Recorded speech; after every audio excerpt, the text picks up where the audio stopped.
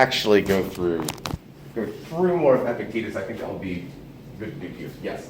One of the students is absent today, and I was going to take a picture of notes. So anything, and if you're going to erase something, could you let me know? Absolutely. Just and if I look like I'm about to erase something important, just stop me. Yeah, no. And just please don't turn the flash on, because otherwise my eyes will be shot. Because I can't wear my glasses with this thing on, or else it will steam up. So let's go ahead. So yeah, thanks for letting me know that. Other than what are you doing? Yeah. So all right, Epictetus.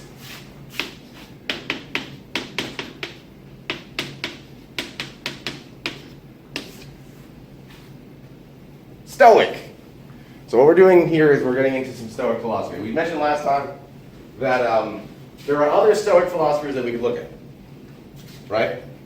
Probably the most well-known is the good emperor himself, Marcus Aurelius, Stoic philosopher. His Stoicism is a little bit different from Epictetus's. And I don't want to go over too much into the nuance of it. But the theme I said last time is this. The overarching theme in Stoic philosophy is a contentedness that comes from doing what with our emotions? Yeah, suppressing them. Now that is to say, it's not a dismissal of their presence. I don't have emotions, what are you talking about? Pay no attention to the man behind the curtain. It's not that. It's to acknowledge that they're there and to have the wherewithal and the will to control them. And that's what we mean to suppress. I think a good analogy here would be, in terms of suppressing something, have you ever tried to hold like an inflatable ball, not a bowling ball, but like an inflatable ball underwater in a pool? Okay? What do you got to do? Right? Stay down there, stay down. Or what do you got? It's there, but keeping it downward involves a certain kind of pressure. Like I said, don't picture a bowling ball, it'll go straight down. But it involves a kind of pressure and a strength and a commitment to keep it down. You can do it. It's not impossible. It's tiring after a while. Now, don't take that analogy so far that, what's going to happen to you eventually? Let it go? Pop! It's going to go flying in the air. I don't want to continue the metaphor in that direction. Just think of it as suppression as that, keeping it down under the water. You can do it. Just believe in yourself. You can do it. You can keep it down there. Otherwise, the emotions will basically distort your perception of reality. It's analogous in some respects to, on a hot day, where no one's ever thought like, I see an oasis, I'm in the desert. But on a hot day, you see that heat wave in the distance, where it looks blurry. Is it blurry? It appears that way, because the heat is itself distorting the image. You ever looked at a picture of a black hole? Where it's got, not a trick question, some of you looked at me like I was nuts. Okay, where you've got, there's an image of a black hole that came out last year where there's the big black orb, and there's like a ring that goes around it, but then it looks like there's a ring that goes on top of it and a tiny ring that goes under it. Has anybody seen that image? If you haven't, Google it. How many rings are there in a black hole? 1. The accretion disk. Well, why does it look like there's 4 rings? Gravity.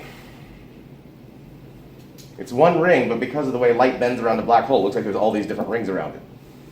Okay, so gravity is distorting the image. Emotions distort our image of reality. We feel things. Yes, feel things. I know I'm going to tell you in some of your papers, don't say I feel X, unless X is an emotion. I feel happy. We're good. I feel that Aristotle was no. But nevertheless, the emotions that we feel, those feelings distort our perceptions of reality and of ourselves. Why am I not happy? I just want someone to love me. Stop it. That's the problem. All right, so our emotions distort our image of reality like a concave lens. Okay? You ever put someone, those of you who don't wear glasses, or maybe you do, you ever mistakenly put someone else's glasses on? Whoa, you're blind! Okay, you start walking around like this. Well, what does the lens do? It's corrective, it's for you. makes reality look right. Or for anyone else, it doesn't quite look that way. So that's what emotions do. They distort our image and perception of reality. And what Epictetus wants to do is get us to a point where we can understand how can you manage this? How can you wedge those naughty emotions out? And he does this in a little pamphlet, the Enchiridion, literally the handbook. It's Cliff Notes on Life. They still make Cliff Notes? Spark Notes on Life. It's Wikipedia on life. There you go. So I'm going to go through a little bit of this text today. It's a short text, which is nice for once. Because most of the time, I'm a philosopher myself, but philosophers have a reputation for being rather long-winded, yes? Okay, and that's no Immanuel Kant. All right, here, it's pretty straightforward and short. So I'm going to dance around a little bit of the text of Epictetus here, make some comments here or there, and then I want to entertain some discussion on the text, what we think about this. So I started last time the opener. I think this is the most succinct advice here. I really like the first line of this. Some things are up to us and some things are not up to us.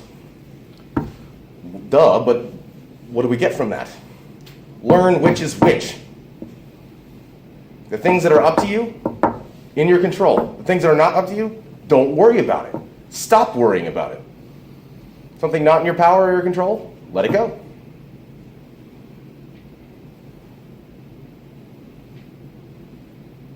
He concludes that first paragraph. If you do this, recognize what's what. The things that are in your control are in your control. The things that are not in your control are not in your control. Recognize that, and no one will harm you because you will not be harmed. You can still be lit on fire. Okay, you can still be killed, but not by things that aren't in your control. Get it together.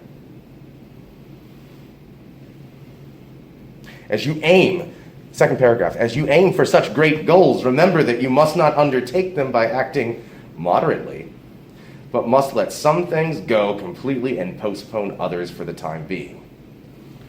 That's a little jab at Aristotle there, the notion of moderation. Okay, that mean. But what he's saying there is, listen, this is not a life of moderation. Don't overdo it, don't underdo it. That's the ethics of Aristotle, which I don't want to get too much into here. I just want to say for the purpose he's getting at here, it's not a matter of doing too much or too little. Just some things you're going to have to cut out. You know this if you've ever had to be on a diet. All right, well, maybe I could eat fewer potato chips. Some things you've just got to let go. It's going to happen the day you turn 30, all right, and cholesterol becomes an issue. Okay, something you just got to let go.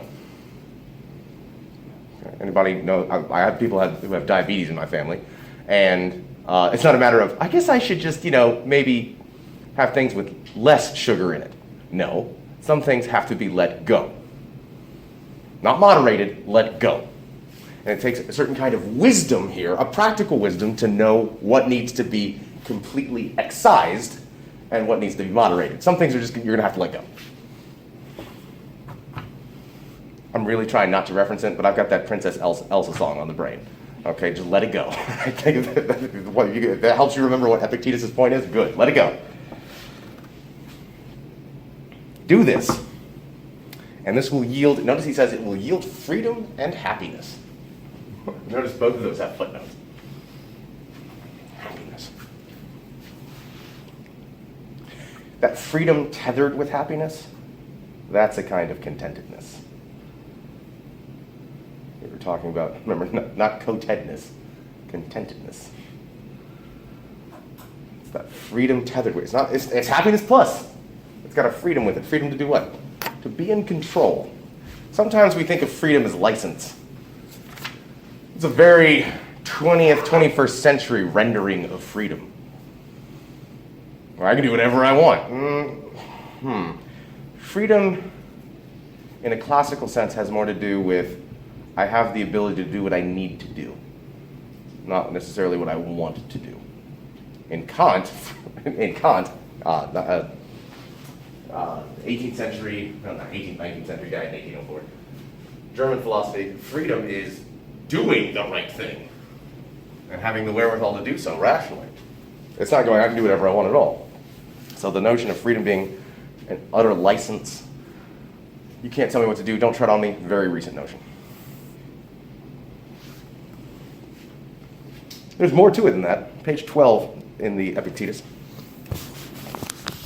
Know your place. And this is part of contentedness too. And I think you're going to see the analog to Lao Tzu when we get there. And there's also some aspects of this that remind me of, say, the Dhammapada. The Dhammapada, those are some of the Pali texts that are considered canon in certain Mahayana Buddhist traditions. Now, if I said a bunch of words there that you're not quite certain about, you don't need to know it.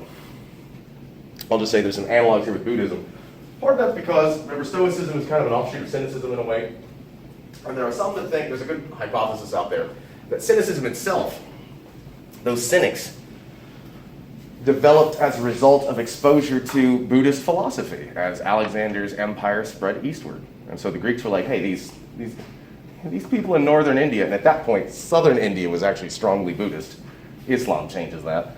But southern India was rather Buddhist, and so there was exposure of the Greeks to Buddhism. And so the cynics were like, they're onto something here. Live in accordance with nature. And there's an analog in Lao Tzu as well.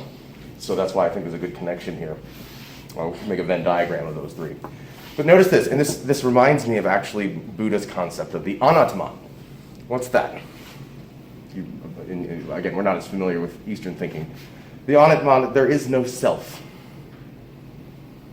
Or I think of the words of the Indian philosopher Nagarjuna, all things are empty. Yeah, surely you can feel like that if I remember being in college and looking in my cupboard. Yes, all things are empty. Nagarjuna, you can certainly feel that way. What does he mean by all things? There's nothing really there. Existence itself is a kind of illusion. David Hume, I said before, said something similar. We're just bundles of perceptions. There's really no self here. There's just basically a log of memories, okay, that we somehow add up and say, this is what it means to be a person. But notice to focus here, look what he says on the top of page 12. And if you don't have the text in front of you, I'm going to look at very small text and I'm going to say it here. But this is on page 12 in the handbook, the same PDF. And the PDF on Blackboard is the same edition as this. Remember, you are an appearance and not at all the thing that has the appearance. What does that mean? I'm an appearance, not the thing that has an appearance.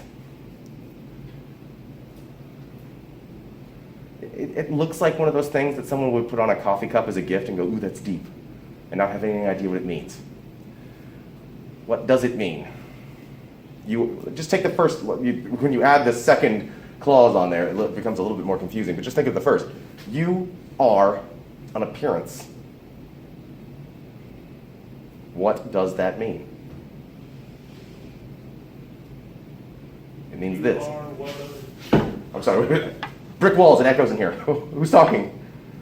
Yeah, go ahead, Wilford. You are what other people see that you are? That would be part of the appearance, right? Like, we have a sense of self, yes? Like, who do you think knows you best? Right. Right? Now, those of you who had any class with me where we talked about Freud know that's a lie. Okay, do we know ourselves best? No, we're idiots.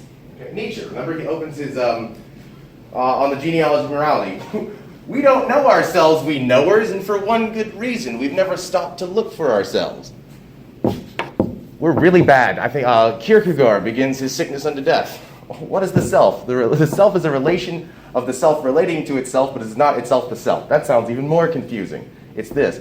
We have a notion of ourselves, but the notion of ourselves that we have is itself a kind of picture of ourselves. It's not our actual selves. If someone ever described you in a certain way, you're like, that's not me. I don't act that way. Yes, you do. You just don't know it because you're not the best. You're not the expert on you. Not to say that anyone other individual is.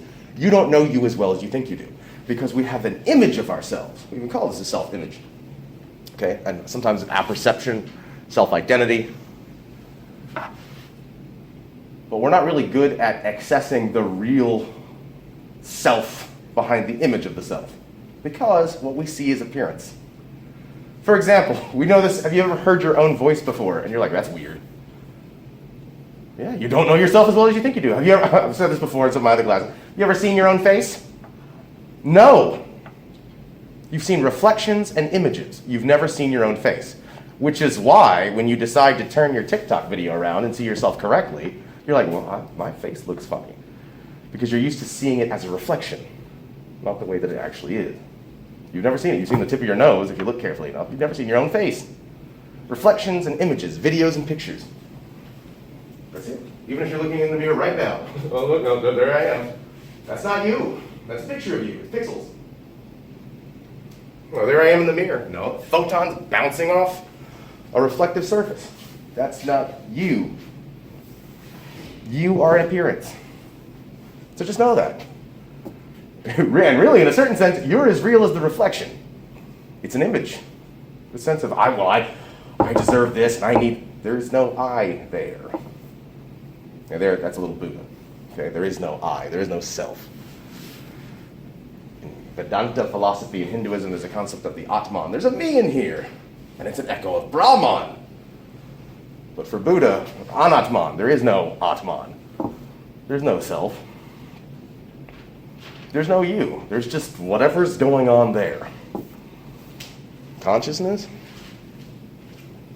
More and more cognitive scientists are talking about consciousness being kind of either an individual cognitive illusion or a social illusion as well. Maybe there's something to that. Let's continue. Some of the advice that he gives and some of the ways that he describes. The thing I want to focus on is how Epictetus describes how we ought to really, he doesn't really say too much of what to do. Like, what do I go out and do? It's really more dispositional. How ought I conceive of things happening? And how ought I don't want to say moderate, how ought I shape my reactions to events around me? That's what leads to contentedness. It's not simply what I do, it's how I respond. What I'm ready to do in response.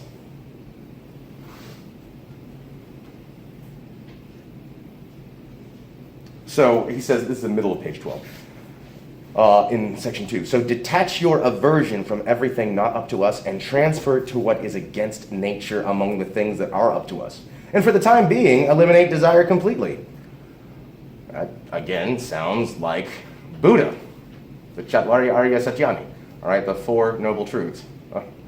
Right, the analog there being, what are the Four Noble Truths? Gesundheit. What are the Four Noble Truths of Buddha? One, dukkha. Life sucks. That's my loose translation. All right, everything's terrible. What do you want to do if you want to get, and to sum it all up, what causes this terrible feeling? Desire. So if you want to get rid of all the terrible feelings, what do you get rid of? For Buddha, get rid of desire. Get rid of that longing, nirot. Get rid of it. Get rid of desire, you're good. You won't suffer anymore if you get rid of desire. Some desires you can't get rid of. Sometimes you're still going to get hungry sometimes, yes? That's a kind of desire. And that's what Buddha has in mind. He doesn't have in the idea of Augustinian concupiscence, okay? But the notion of, sometimes we want things. And you feel that feeling of, I want this now. Stop doing that, and you'll feel better about life.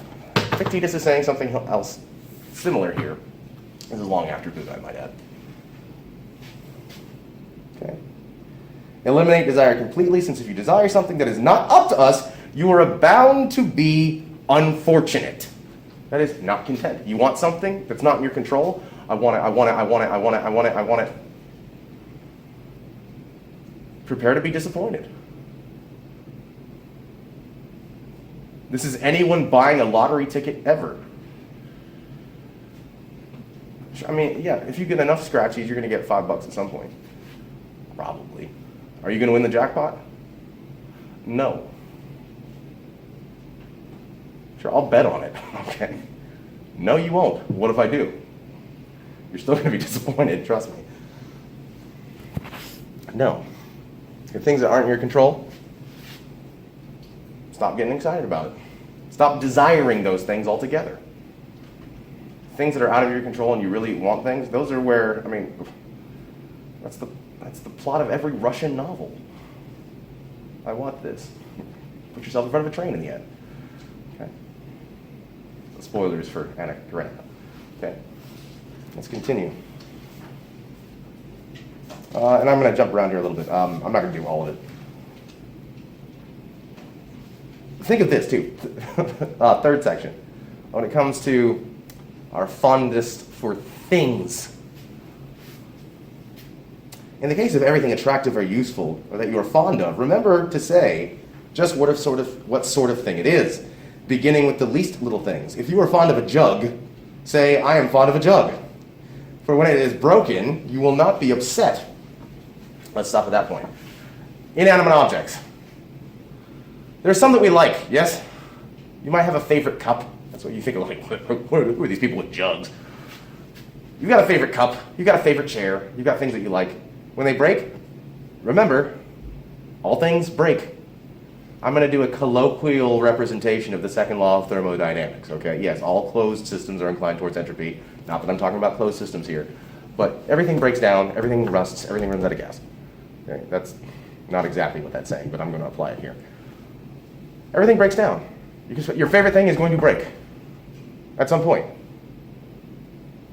Whatever it is, whatever inanimate object. Oh, I've got diamonds. They can break. It'll take longer, but it will break down. At some point, everything shatters, everything will break.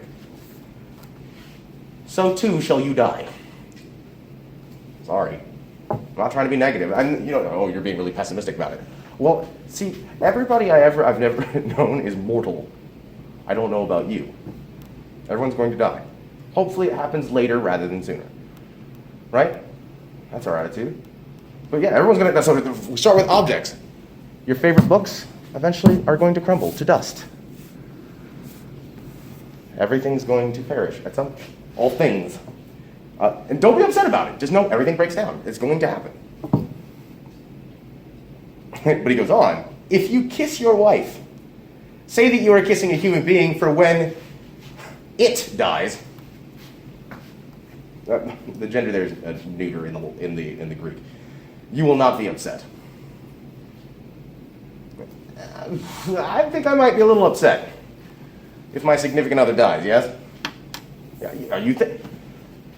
Maybe, but that's why are you surprised when people die? Sure, it's upsetting. Prepare yourself for it. Everyone around you is mortal. People are going to die. Now, that's not license to go, well, since we're all going to die anyway, let's just start killing people. No, that's not what he's saying. That's a maniacal position that has nothing to do with that. I heard someone break up once. He's simply saying, just as everything else breaks down, so too does the human body. You can expect that everyone you know is one day going to die. Just prepare yourself for that. Okay, maybe not today, maybe not tomorrow, but sometime it's going to happen. Prepare yourself. Recognize that mortality is real in that sense. Everything's going to perish. That doesn't mean you need to be pessimistic about it. I don't think there's a pessimism here. In fact, there's a latching on to contentedness here. Just, in order for you to be more content, just recognize that's going to happen. So you won't be surprised. You can say it's unfortunate, but it's not misfortunate. That's what he said in the previous paragraph. 5. Section 5, next page. I want to, again, skip around but do the main bits. What upsets people is not things themselves, but their judgments about the things. For example, here's some recognition for Socrates. Death is nothing dreadful, or else it would have appeared dreadful to Socrates, but instead the judgment about death. It is the judgment about death that is dreadful. That is what is dreadful. So when we are thwarted or upset or distressed, let us never blame someone else, but rather ourselves, that is, our own judgments. Consider this. Have you ever been upset with another human being? Yes. Okay, now Epictetus stops. Now, wait a minute. Where's the upsettedness? Where's the anger coming from? Is it coming from them? Or is it really coming from you? Every emotion you've ever experienced is in your own, for lack of a better word, I'll say consciousness. He's not going to use that word. Okay? It's in your own Vorstellung, your own representation, in your own mind. Okay? Someone else made you mad? No one made you mad. You made yourself mad. Because who's in control of your emotions? You are. Not someone else. Epictetus is saying here, everything, well, again, listen to that first line. What upsets people is not things themselves, but their judgments about things. It's one thing with people. You can even see how more obvious this is. You ever been angry at technology? Come on, you piece of shit. Okay? Does it work? It's not. No trabaja. It doesn't work. Okay?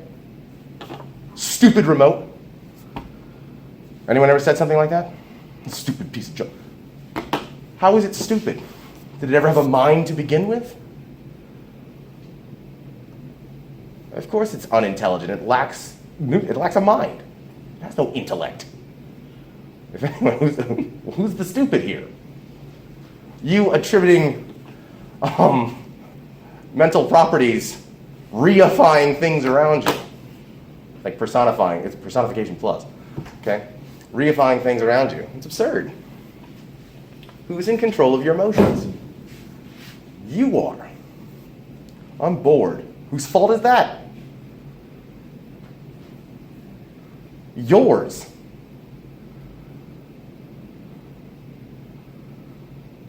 I'm angry. That's on you. So every time we talk about somebody having some kind of emotional experience, whatever it is, you're the one in charge of that. You're bored? Do something about it. I'm angry. I just can't let it go. That's on you. By the way, I'm not necessarily endorsing this position. I'm just saying, here's what Epictetus is saying here. Okay? And that's why there's almost a kind of subsidiary conclusion here in line 8 on the bottom of page 13. Listen to this. Do not seek to have events happen as you want them to, but instead want them to happen as they do happen. So take that. Listen to that again. Do not seek to have events happen to you as you want them to, but instead want them to happen as they do happen. Notice there's another clause to that sentence too. And it's really a conditional statement. In other words, do this thing, then this, here's the consequent. Therefore, or then, your life will go well. Where does most of our disappointment come from? Wanting things to happen in a way other in which they do. There's the greatest problem with desire. Have you ever, have you ever got when like grades go up or you get a paycheck in? Do you ever? I guess it'll be on your phone. Look it up. All right, what grades did I make? Did I pass? Did I pass? I know all of you, you're honor students. You've never had that worry, I'm sure. All right, did I make a good grade? Did I make an A? Hopefully they didn't take out too many taxes in my paycheck that I just got. Okay, fingers crossed. Has anyone ever had that kind of experience? Come on. All right, hoping something goes a certain way. Aww, I didn't win. It didn't happen the way I wanted it to. Let me make this green light. Let me make this green light. It's turning yellow. You know what? I'm just embracing it. Don't seek things to happen other than they do. Otherwise, you're going to be disappointed. In other words, there's kind of a, if I could put this in kind of a modern colloquialism, just roll with the flow. Whatever happens, happens. Now, I hate tautologies like that, but has anyone ever heard, it is what it is? There you go. Whatever is. Most of you have probably never seen the show Lost, but I'm thinking that whatever happens, happens. That's a catchphrase on the show, but that's exactly Epictetus' point. Whatever happens, embrace that. Just life as it happens, let it, whatever happens, happens. I'm not in control of what happens. I'm not in control of the weather. I really hope it doesn't rain today when we go to the beach. I'm not in control of that. Whatever happens, happens. And embrace the thing that happens. Just be prepared for it. Things are not going to always go according to what you want them to be. So embrace, want them to be as they are, rather than what you want them to be, and you won't be disappointed. Notice this contentedness, a lot of it is just avoiding disappointment. and avoiding not just misfortune, but being unfortunate. And for Epictetus, being misfortunate is, oh no, bad things are happening to me. Being unfortunate is going, I'm just not happy. Why do I keep getting disappointed? Well, you keep investing too much energy into things that don't need it.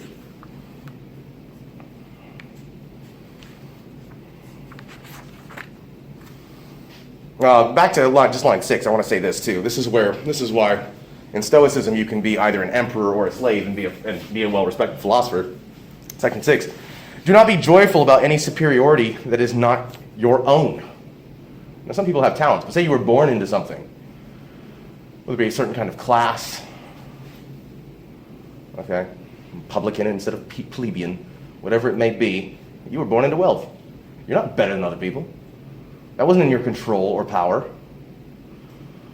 You were born into something privileged, whatever it may be.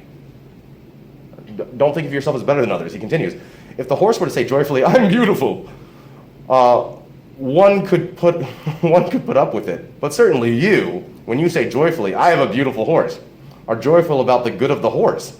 What then is your own? So I'm really proud of the stuff that I own. Isn't it amazing? You had nothing to do with it. Like you buy a nice car, look at my car, isn't it awesome? Look at the car I have. What did you build on this? Did you manufacture this? Did you invent it? No, I put some work in. Maybe you did. All of it? No, it's not yours.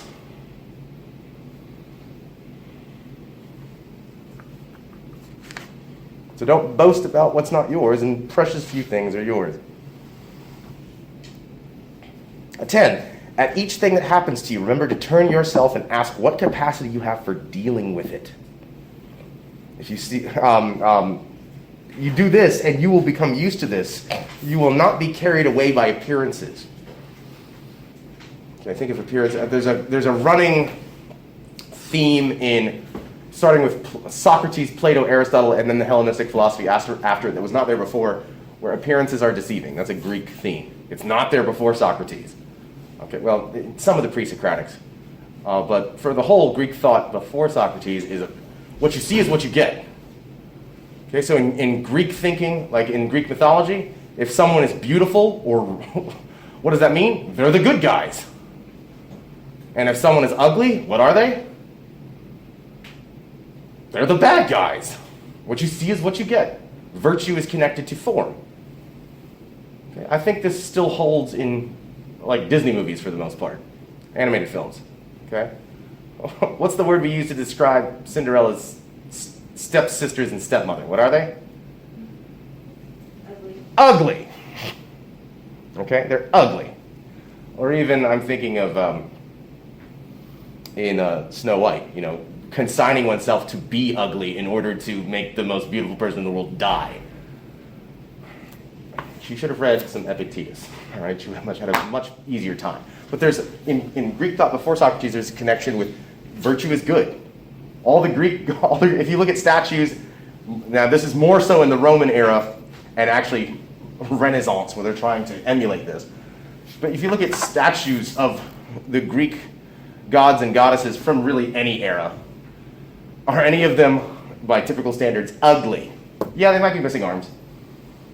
Okay, or a head. No, they're supposed to be beautiful human form, yes? Because they're good. The gods. And the villains are bad. The villain's a hunchback or something like that. Okay, they're ugly. They've got some sort of deformity. Until you get to Socrates, Plato, and Aristotle, where appearance becomes, that's whatever you see there is not really real. And Greek thought goes through kind of a change, a transvaluation. Nietzsche is furious about this. Okay, he wrote a whole book about it, The Birth of Tragedy, where he's like, Greeks used to be awesome, and then Socrates ruined everything. But here, don't be twisted by appearances. Okay, you can think of things just happen. Just be prepared for it. Nothing is really yours.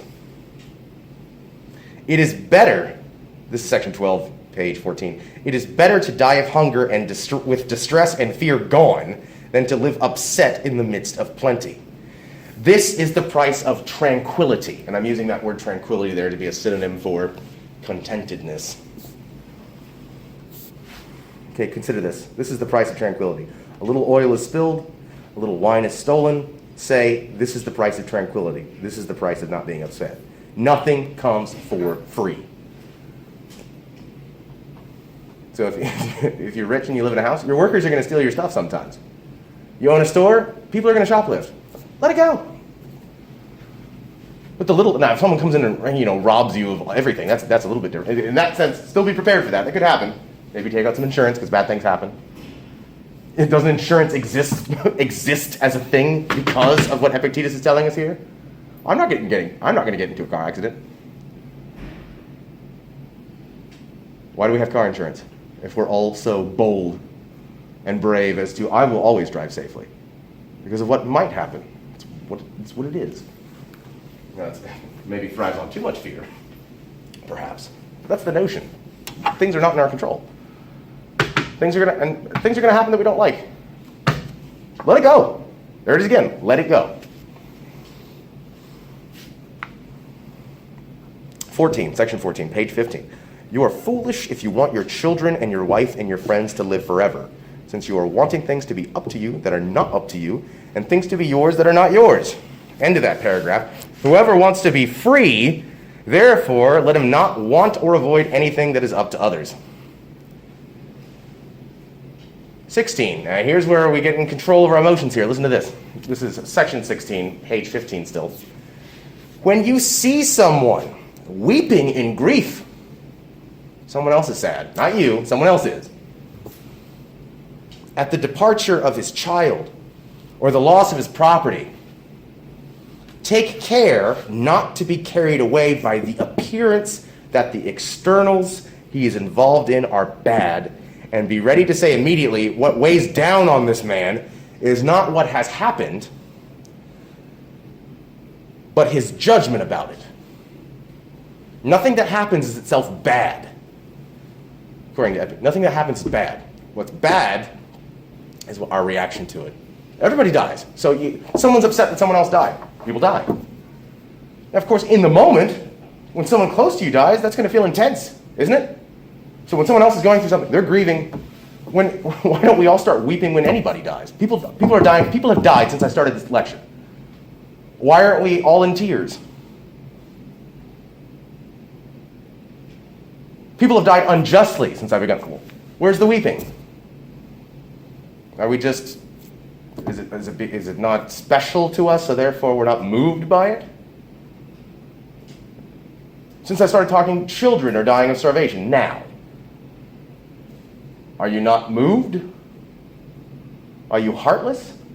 We just, frankly, unless it's something that we know or we're kind of sparked into it, we frankly don't care until it takes on meaning for us.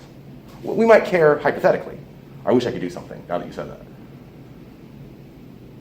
But if someone close to us, we found out that someone close to you passed away in the last 50 minutes, you'd be upset.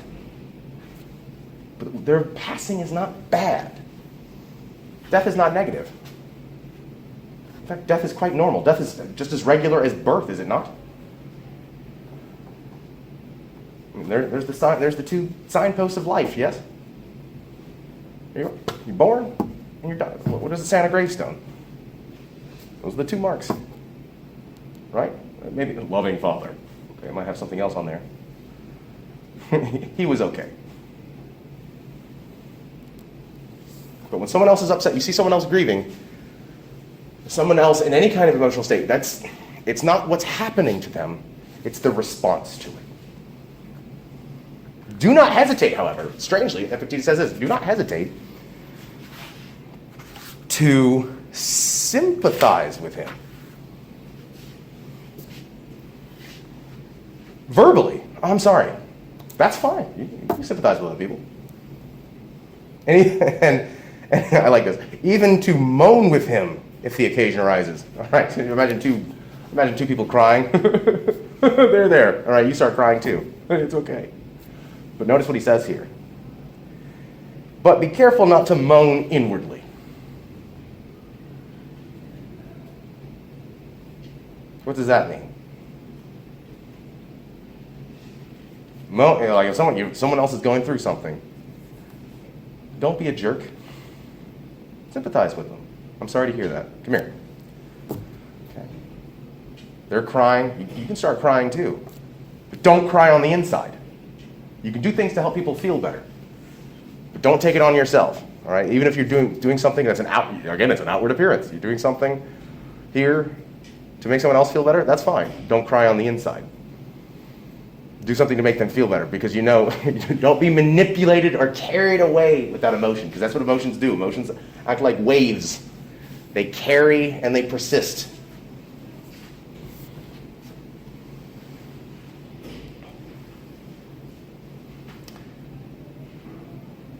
Next paragraph. Remember that you're an actor in a play. Think of it that way. Be a good thespian. Play the part. You're in control to how you play the part.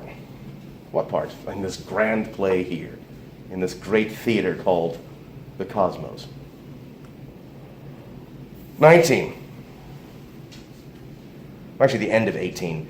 For all signs are favorable if I wish, since it is up to me to be benefited by whichever of them turns out correct. Section 19. You can be invincible if you do not enter any contest in which victory is not upon you. A little further down. For if really good things are up to us, neither envy nor jealousy has a place, and you yourself will want neither to be a general or a magistrate or a consul, but to be free. And there is one road to this: despising what is not up to us. There you go. So things that are not up to you, don't just let it go. Throw it out. It does not matter.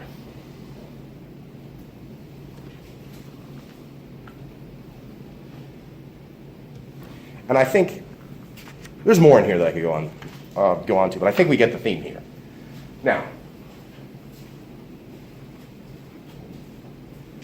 potential criticisms of this that I want to get into that have persisted throughout history that I just want to say here. So does that sound good to anyone? See, I got like two sides there. I got a lot of nods and a lot of. There's something I admire about the resolve of Stoicism. But it has been criticized, especially by revolutionary movements. I think of especially the W.E.B. Du Bois as being a critic, saying what Stoicism causes you to do is, I have the wherewithal to get through things. That sounds great. Good self-help. It also causes a kind of malaise. All right, so for example, it was used often, you're a slave? You can't not control what happens to you, so just let that roll. And so therefore it can be responsible for a kind of inaction. It's good self-cultivation, but then everybody finds themselves in their station. Well, I just need to stay here and do this. So that's a common critique of Stoicism, is that it causes a kind of revolutionary lethargy. No one wants to do anything. Everything as it is, we just need to embrace that. Life's terrible, isn't it? That's just the way the world is. Anyone ever heard that before? Life's not fair. The world's not fair. That's just how it is. Yeah, with that attitude. So I want to keep that in mind. So next week what we're going to do is we're going to get into Lao Tzu. There's some, again, similarities here of how to be content. But the methodology, if I can call it that, is quite different. So that's what we'll do next time. All of you have a good rest of your Monday. I look forward to reading your papers, which will be graded before we meet again.